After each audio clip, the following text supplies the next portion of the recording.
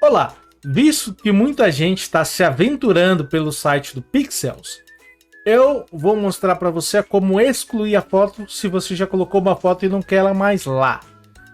Já com a sua conta conectada, você vai nas suas coleções, certo?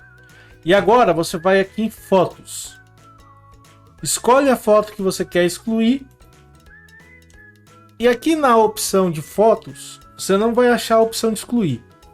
Você vai ter que descer e encontrar essa opção aqui embaixo, excluir foto. Clica aqui, clique em OK e pronto.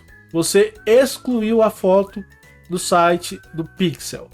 Bom, para que esse site serve? É uma forma de você conseguir postar seu trabalho, divulgando sua rede social, e também uma forma de você ganhar aí doações que as pessoas podem fazer pela sua imagem.